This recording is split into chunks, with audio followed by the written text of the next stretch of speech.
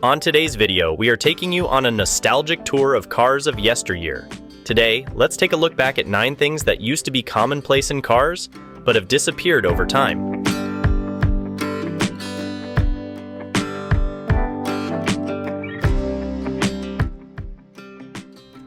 At number 1, we have the cassette deck.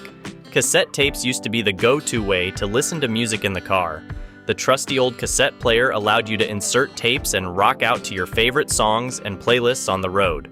But cassette decks were eventually replaced by CD players and then auxiliary inputs and Bluetooth connections for MP3s and smartphones.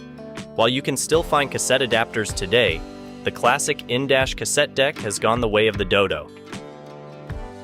Next up, the cigarette lighter. Back before smoking was banned in many public spaces and cars, cigarette lighters were a standard feature right on the car's dashboard. Smokers could simply push in the lighter, wait for it to heat up, and light their cigarettes effortlessly. The power outlet where the lighter used to be still remains, but the days of built-in car lighters that were solely meant for lighting up are over. At number 3, we have the classic bench seat.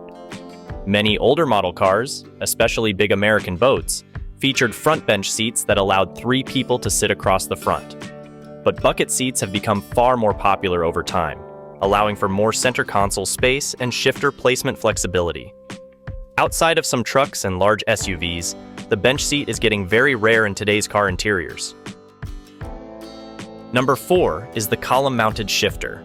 Before floor-mounted stick shifts became the norm, gear shifters were commonly mounted on the steering column or dashboard. Column shifters freed up space and allowed bench seats but weren't as sporty or engaging. The stick shift has largely migrated from the column to the center console for more of a performance feel. Number 5. Crank windows. Manual roll-up windows used to be the only option back in the day. Cars required a crank handle located at each door that you'd have to turn multiple rotations just to lower or raise the window a few inches. It took some elbow grease to crank those windows all the way up or down. Operating crank windows was kind of an art form. You had to twist the crank in a certain way, building momentum to get the window moving. And God forbid if the crank handle popped off while someone had their arm out the window. Of course, power windows today are much easier and convenient with buttons that automatically raise or lower, but crank windows had their appeal too. For one, you could control them even when the car was off, unlike electric ones that need the battery, and they allowed more precise control over the window's position. Half open on a nice day? No problem with manual operation. Crank windows were simple and affordable, which is why they stuck around in some basic entry-level cars even into the 2000s. But finally, even economy cars have switched to standard power windows. Today, you'd really only find cranks in an antique car or intentionally vintage throwback model trying to capture that old-school vibe. Number 6. Choke. Before electronic fuel injection, engines used carburetors to mix air and fuel. This required a choke, a device that restricted airflow into the carb to richen up the fuel mixture. This extra fuel was needed to help start a cold engine. Engaging the choke was an essential part of starting older cars, especially on cold mornings. The driver would pull out a knob or lever to close the choke plate before turning the key. This would limit air into the carb, allowing more fuel into the engine for ignition.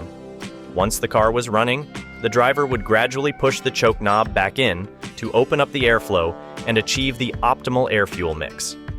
It took some practice to smoothly transition off the choke as the engine warmed up. Push it in too soon and the car could stall. Advances like electronic fuel injection and computerized engine management systems have made chokes obsolete. No more fiddling with knobs and levers to get the engine going.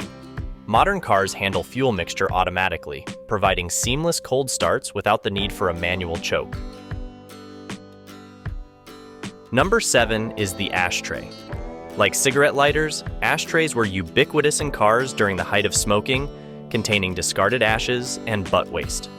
But with smoking banned in many cars and fewer smokers, built-in ashtrays have disappeared from modern interiors, replaced by more useful cup holders and storage bins. Number 8. Vented windows.